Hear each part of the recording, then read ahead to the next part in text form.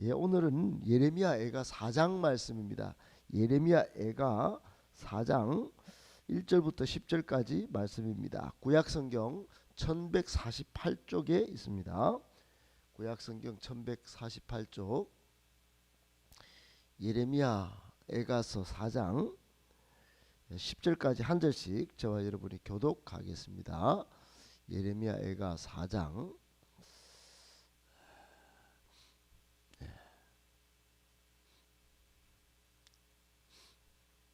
네, 1절부터 10절까지 슬프다. 어찌 그리 금이 빛을 잃고 순금이 변질하였으며 성소의 돌들이 거리 어기마다 쏟아졌는고.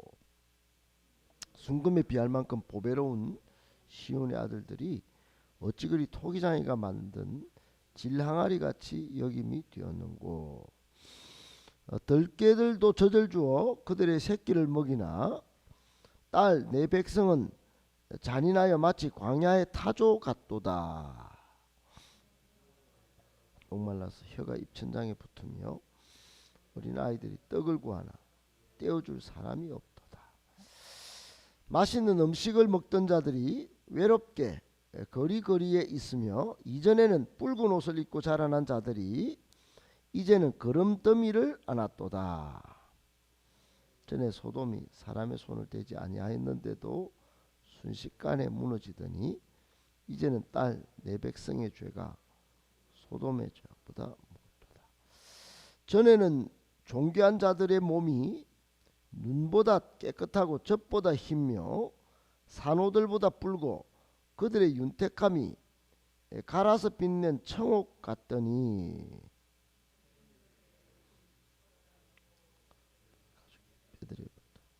막대기같이 말랐으니 어느 거리에서든지 알아볼 사람이 없도다. 칼에 죽은 자들이 줄여 죽은 자들보다 나음은 토지 소산이 끊어지므로 그들은 찔림받은 자들처럼 점점 쇠약하여 가미로다. 딸 내 백성이 멸망할 때에 자비로운 부녀들이 자기들의 손으로 자기들의 자녀들을 삶아 먹었도다. 아멘.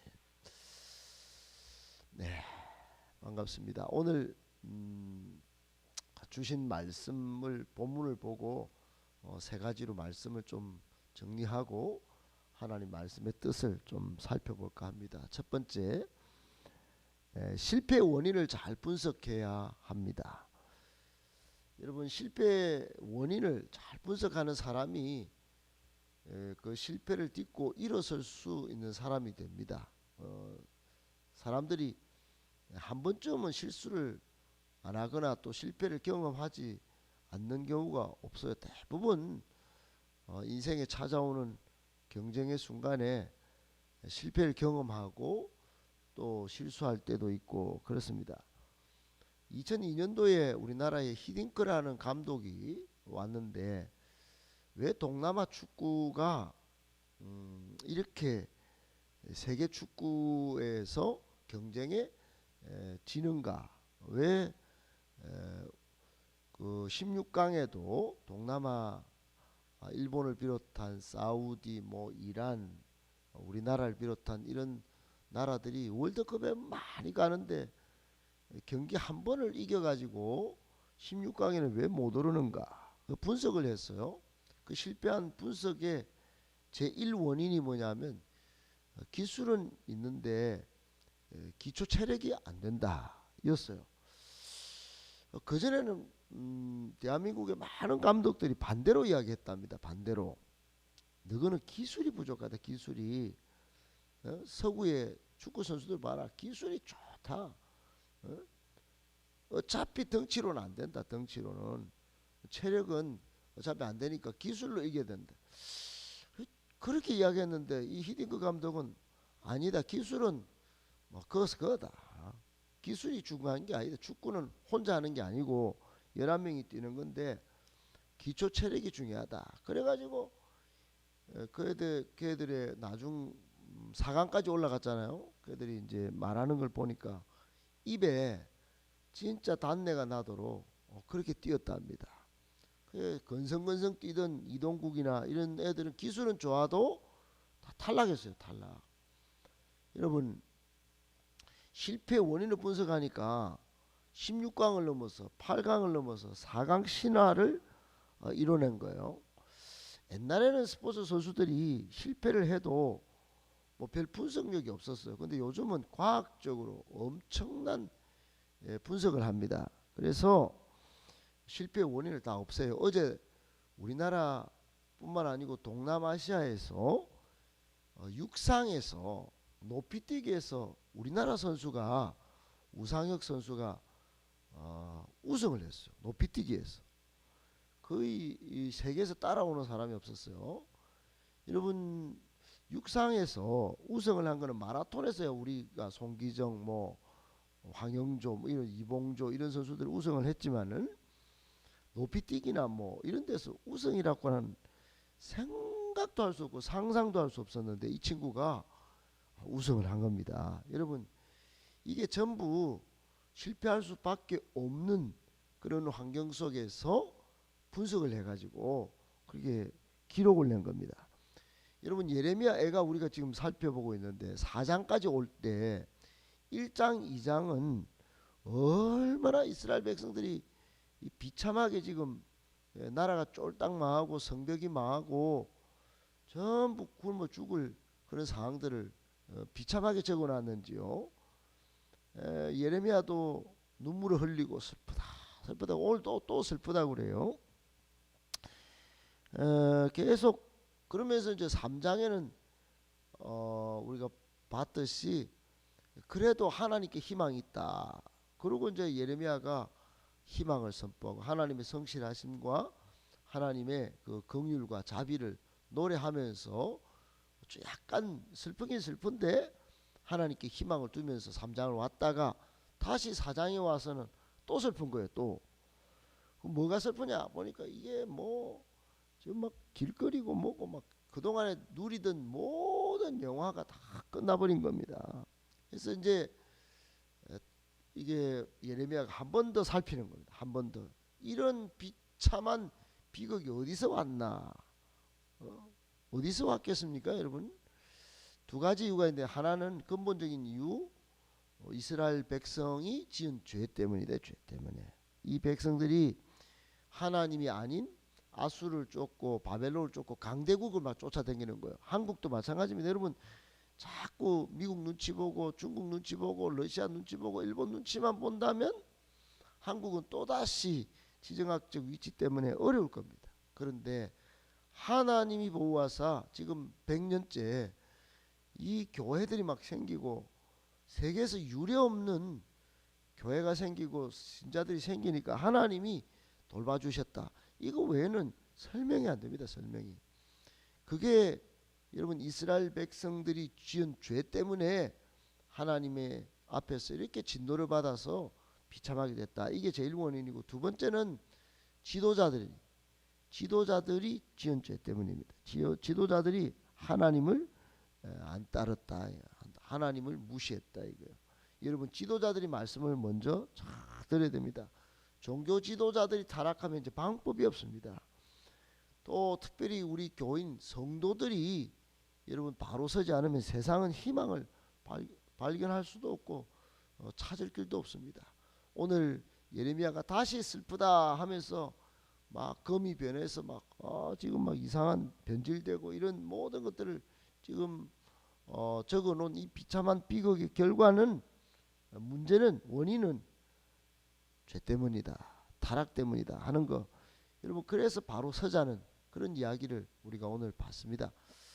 오늘 이 시대에도 마찬가지입니다. 우리 교회나 우리 성도나 우리가 실패의 원인을 잘 분석해서 내가 하나님 앞에 정말 예배의 자리, 기도의 자리, 그리고 말씀의 자리를 잘 지키고 살아야 하나님이 우리를 형통케 하시고 잘 되게 하시고 마침내 큰 복을 주실 줄 믿고 여러분 정말 실패하지 않는 하나님의 백성들 다 되시기를 예수님의 이름으로 축복합니다.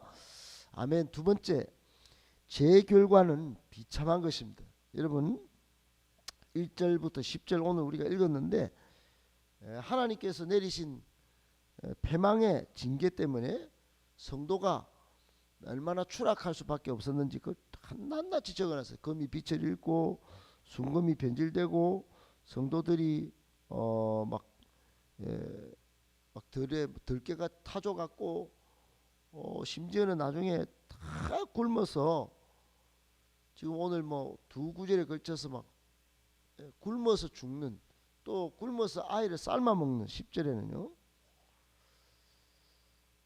여러분 이게 어디 뭐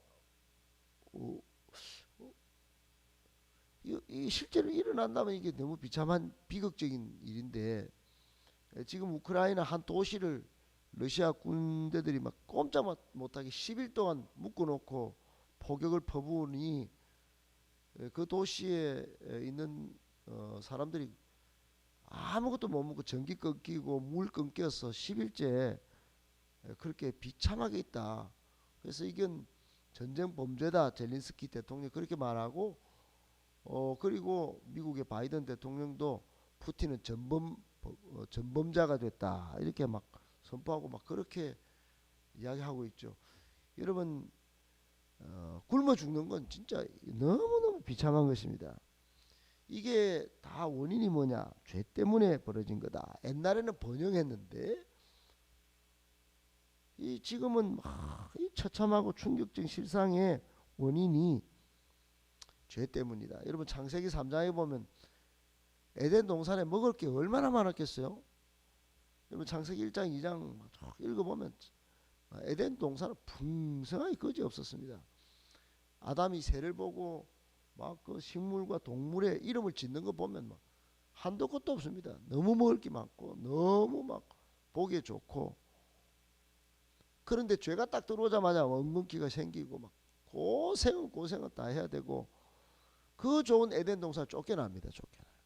그게 우리 인간의 실상이 되었습니다. 지금 이게 다 인간이 지은 죄 때문에 일어난 비극적 절망의 상황입니다. 여러분 이 모든 것을 예수님의 피로 깨끗이 씻음받게 된 겁니다. 2000년 전에 역전이 된 겁니다. 역전. 새롭게 된 거예요. 여러분 그러니 감사할 수밖에 없습니다. 예수 피로 우리가 깨끗하게 되고 이 비참한 죄의 실상을 벗어나서 희망을 노래하게 됐고 행복을 노래하게 됐다. 이 기쁜 소식이 우리에게 전해진 겁니다. 다시금 에덴 동산에 입성할 기회를 얻게 되고 예수 그리스도 안에서 하나님과 화목되고 행복을 누릴 수 있게 된 이 복음, 여러분 듣기만 해도 막 가슴이 뛰고 이래야 됩니다. 그러니 여러분 죄의 결과는 비참하고 예수 그리스도의 복음은 우리에게 능력이 된 것입니다. 꼭 믿고 이 사실 때문에 오늘도 감사하고 힘있게 살아가시는 저와 여러분 되시기를 예수님의 이름으로 축복합니다. 아멘. 마지막 세 번째, 하나님의 백성이 죄 짓는 것은 불신자의 죄보다 더 심각한 것입니다. 사랑하는 여러분, 오늘 6절에 보면 소돔이 한순간에 소리도 없이 막 무너졌는데, 이제는 내 백성의 죄가 소돔의 죄악보다도 무겁도다 이래 적어놨어요. 예레미야가 보기에 소돔이 멸망한 것은, 소돔은 한순간에 유황불로 멸망했지 않습니까? 그때 소돔의 죄는 동성애도 있고 막 소돔 사람들이 너무 막 사치도 심하고, 그래 아브라함의 조카 며느리도 그 막 세상 것 좋아하다가 아이고 내 통장으로 지댔었고 돌아보다가 돌이 돼서 죽어버렸지 않습니까?